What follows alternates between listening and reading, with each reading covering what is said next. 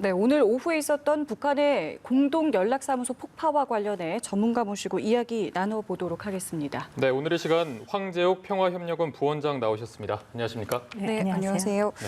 자, 그동안 대남 도발 가능성에 대해서 이것이 협박용이다, 아니다, 참 많은 분석들이 있었습니다. 그리고 오늘 오후에 결국 남북 연락사무소가 북한에 의해서 폭파가 됐는데요. 현재 상황 어떻게 지금 보고 계십니까? 네, 4일부터 시작된 그 대남 메시지를 통해서 액션 플랜을 예고를 했다라고 지금 상황에서는 그렇게밖에 이해할 수 있습니다. 예. 그래서 앞으로 향후 북한이 어떤 예고된 액션 플랜 중에서 어떠한 것들을 단계적으로 해 나갈지에 대해서 저희들이 좀 더 이제 생각을 해봐야 될 것 같고요. 예. 거기에 대한 대응책을 마련하는 것이 지금 정부가 해야 될 일이라고 생각합니다. 네, 이게 지난 13일 담화에서 예고했던 내용을 사흘 만에 바로 실행에 옮겼습니다. 방금 말씀하시기를 이제 향후 어떠한 것들을 이행할지 말씀해 주셔서 이 부분을 조금 더 얘기해 보면 지난 담화의 내용을 보면 뭐 개성공단 완전 철거나 9.19 남북 군사합의 폐기 등이 네. 거론이 됐는데 이 부분들도 후속 조치로 바로 이어질지 아니면 뭐 ICBM이나 SLBM 같은 강력한 군사 도발로도 이어질지 어떤 식으로 예측을 하고 계십니까? 지금 김여정 부부장이 예고했던 행동 중에서 세 가지 중에 하나가 우선 남북 공동연락사무소 네. 오늘 폭파된 거죠. 네. 그렇기 때문에 제가 보기에는 SLBM이라든가 무슨 ICBM, 미국을 겨냥한 어떤 위협이나 군사적 도발은 굉장히 북한의 입장에서도 조심스러울 거고요. 아마 하지 않을 가능성도 있다고 보여집니다. 네. 그렇기 때문에 대남 군사적 도발 중에서 지금 두 가지가 남아 있는 거죠. 예. 금강산 철거, 예, 개성공단 철거라는 예. 문제가 있는데 그 두 시설들이 철거가 되면 오늘 총참모부에서 말한 오전 6시에 메시지를 보냈죠. 거기에 군부대를 재주둔시키겠다라는 겁니다. 그다음에 또 한 가지는 삐라를 살포하겠다는 거였거든요. 예. 네네. 그렇기 때문에 제가 보기에는 김여정 부부장 담화와 그다음에 총참모부의 오늘 오전 6시에 얘기들의 중첩된 부분을 보면은 개성과 금강산에 군부대를 재주둔시키는 아마 후속적인 예. 액션을 할 것 같은데 이거를 하지 못하게 이런 행동을 하지 못하게 해야 될 일이 지금 정부의 급한 일이라고 생각이 돼요. 예, 네. 결국에는 김여정 담화 내용에 이제 포함되어 있는 것들에 대해서 저희가 어쩔 수 없이 이제 주목을 해야 되는 상황이라고 볼 수밖에 없겠는데요. 담화를 발표하고 그 내용이 실제로 이행이 된다는 것은 그 담화의 상징성과 무게가 상당하다고 볼 수 있겠는데요. 그렇죠. 김여정 부부장이 14일인가 자기는 그러니까 위원장 동지와 당과 국가의 권한을 부여받아서 이제는 담화를 발표하기보다 행동으로 옮기겠다라고 예. 말했습니다. 그러고 나서 저희가 반응을 보이고 대응책을 마련할 시간도 주지 않고 오늘 공동연락사무소를 폭파한 거예요. 그런 거는 굉장히 이번에 이렇게 급하게 일이 신속하게 이루어진 그 배경에는 저희 정부한테도 좀 더 말보다 어떤 행동들을 좀 빠르게 진행되는 행동들을 보여달라라는 거라고 생각됩니다. 네. 지금 뭐 최근에 일련의 사건들이 굉장히 빠르게 진행이 되고 있는 느낌입니다.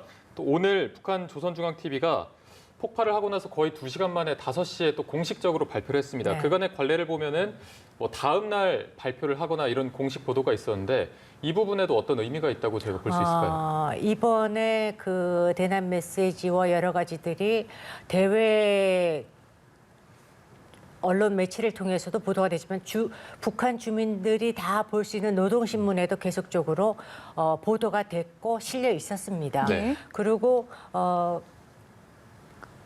북한 주민들이 대규모 시위를 갖다가 했다라는 보도들도 같이 노동신문에 실렸었습니다. 그러면서 마지막에 김여정 제1부부장이 국론을 모아서 우리는 행동으로 옮기겠다. 한마디로 북한 주민들의 대규모 시위를 갖다 국론으로 표현을 했습니다. 그러면서 이것이 어떤 그 남측에 대한 우리 정부에 대한 어떤 그 정치 쪽, 그러니까 당과 중앙의 그 불만의 표출이라기보다 전체 북한 주민까지 불만을 갖다가 담아서 행동으로 옮겼다라는 거에 굉장히 무게와 비중이 들어간다고 보고요. 예.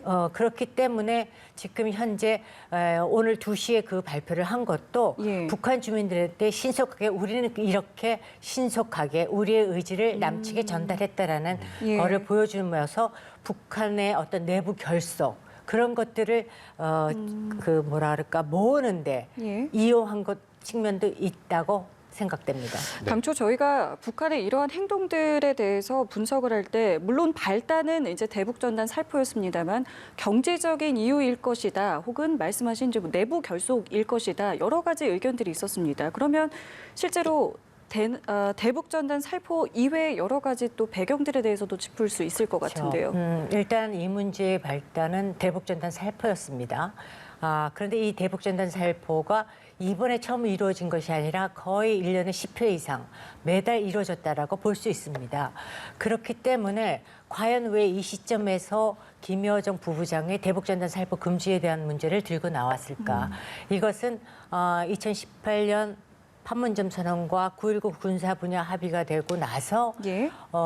또 2019년에 하노이 그 북미 간의 대화가 노딜라 끝나고 나서 북한은 기다린 거예요. 문재인 대통령의 중재자 역할과 어떤 적극적인 역할을 통해서 미국 측에 남북 간이 우리가 협력할 수 있는 공간을 확보해 주기를 기다렸다라고 지금 이 상황에서는 생각이 되는 부분입니다. 그런데 이제 더 이상 기대할 것도 없고 예. 그 불만이 완전히 폭발, 한계치에 다다랐기 때문에 대북 전단을 빌미로 삼아서 결국에 그 후에 이루어진 거는 문재인 대통령에 대한 어떤 모욕적인 발언과 어떤 비난들이 있었잖아요. 그런 것들은 결국에는 문재인 정부의 정책에 대한 대북 정책에 대한 어떤 불만이 굉장히 컸다라고 보여지는 부분이 당연히 있습니다. 다분히 있습니다. 지금 뭐 남북 관계가 계속해서 악화일로로 가고 있는 모습인데 오늘 NSC에서도 강력한 유감이라는 입장을 청와대가 표명을 했습니다. 앞으로 좀 청와대 역할, 입장 어떻게 나올까요? 저는 북한에서 이렇게 이제 뭐 대통령의 말씀, 대통령에 대한 어떤 인신 공격, 자기 쪽에는 김정은 위원장 최고 존엄에 대한 모욕이다라고 얘기를 했잖아요. 그런데 대통령 어떤 개인적인 비난이나 모욕적인 발언 같은 거는 굉장히 좀 너무 많이 나갔다는 생각이 드는 부분도 있습니다. 네네. 그런데 지금은 저희가 이 상황에서 해야 될 일은 우리가 북한의 의도에 말려들 것이 아니라 북한이 조급하게 우리를 재촉해야 된다 그래서 우리가 덩달아서 할 필요는 없다라고 생각합니다. 근데 사실 늦은 감도 있어요. 근데 늦었다고 생각할 때가 예. 사실 늦은 게 아니다. 새로운 시작이다라는 옛 말도 있듯이 지금 저희가 가장 먼저 해야 될 거는 대북전단 살포가 이번 사건의 어떤 그 발단이 됐기 때문에 대북전단 살포 금지법을 법 제정을 해야 됩니다. 그러기 전에 예. 4.27 판문점 선언과 9.19 평양 선언 군사 분야 합의는 굉장히 아주 훌륭하고 거의 한반도의 평화를 구축시키고 남북 간의 군사적 긴장을 갖다가 완화시키는 거의 완벽한 합의서라고 볼 수 있거든요. 예. 그걸 갖다 국회 비준 동의를 받아야 됩니다. 아. 그런 것이 저희들이 북한의 의도에 말리지 않고 우리가 할 수 있는 해야 될 일이라고 보여집니다. 그러면서 지금 특사 얘기도 나오지만 네. 북한에 특사를 보낸다고 해서 알맹이 없는 보따리를 들고 간다고 해서 뭐 반가워하지도 않고 아마 들어오기도 전에 거절할 겁니다. 그래서 저희는 이 특사를 예. 미국 측에 보내야 됩니다. 지금 트럼프가 대내적인 상황, 뭐 재선이라든가 뭐 흑인 문제로 인한 갈등 그런 거에 정신이 하나도 없는 그런 상황에서 네. 저희는 일단 저희 발등에 불이 떨어졌으니까 한미 그 워킹 그룹에 보고 우리가 남북 간에 어떤 일이 진행이 되면 발목을 잡거나 우리를 통제하려 들잖아요. 거기에 대해서 남북 간에 서로 교류 협력할 수 있는 재량권을 좀 달라라고 가서 부탁을 하든지 압박을 하든지 예. 해서 그거 재량권을 얻어오는 것 자체가 제가 보기에는 굉장히 큰 뭐라 그럴까, 북한을 설득할 수 있고 북한의 어떤 앞으로의 우리가 대화를 할 수 있는 어떤 메시지를 보낼 수 있는 것이 그런 것들이 아닌가라고 생각이 듭니다. 예, 그럼 끝으로 하나만 질문을 드리면 그러면은 우리의 어떤 이제 대안에 대해서 지금 짚어주셨는데 미국에서는 오늘의 이 사건에 대해서 좀 어떻게 바라보고 앞으로 어떻게 나올 거라고 예상을 하시는지요? 지금 트럼프 정부 제가 보기에는 뭐 다른 미국 정부를 생각해 볼 것도 없이 예. 지금 현재 트럼프 정부에서는 트럼프 대통령은 남북 간의 어떤 군사적 긴장이 이 정도로 촉발이 되고 고조가 되는 거에 대해서는 아마 그 수사적인 멘트 정도로만 아마 내놓을 것 같은 생각이 들어요. 그래서 예. 지금 아까도 말씀을 드렸지만 미국의 위협이 되지 않는 한에 대해서는 북한의 어떤 제재를 더 가중시킨다거나 예. 어떤 군사적인 미국이 북한을 향해서 어떤 군사적인 행동 군함이 뜬다거나 하는 일들은 아마 일어나지는 않을 것 같습니다. 그렇기 때문에 북한이 대남 어떤 군사적 도발에 집중하는 이유도 예. 미국과의 대화 여지는 남겨두고 일단은 한국 보고 두 가지 문제 있잖아요. 4.27 판문점 선언과 평양 선언을 국회 동의를 얻어서批准절차 받는 거하고 전단살포 금지법이라는 거를 예. 통해서 먼저 우리를 압박해서 들어오고 그다음에 우리로 하여금 중재자 역할을 하지 말라고 얼마 전에 또 예. 담화도 나왔지만 네네. 우리의 그 중재자 조정자 역할을 한마디로 재촉하고 바라는 그런 측면이 다분히 있다라고 봅니다. 그래서 지금 북한이 그 개성에 있는 예. 자기 쪽 지역에 있는 그 연락사무소를 폭파하는 거로 끝났으면 하는 바람이 있고 그 인명 피해를 동반한 군사적 긴장과 도발까지는 가지 않게 북한도 거기까지 가고 싶지 않을 거고 우리도 가지 않게 네. 그러한 여러 가지 행동들을 지금 해야 될 것으로 생각합니다. 네, 알겠습니다. 앞으로의 상황을 더 좀 지켜봐야 될 것 같고요. 오늘 말씀은 저희가 여기까지 듣도록 하겠습니다. 지금까지 황재욱 평화협력원 부원장과 함께 얘기 나눠봤습니다. 고맙습니다. 네, 감사합니다. 감사합니다.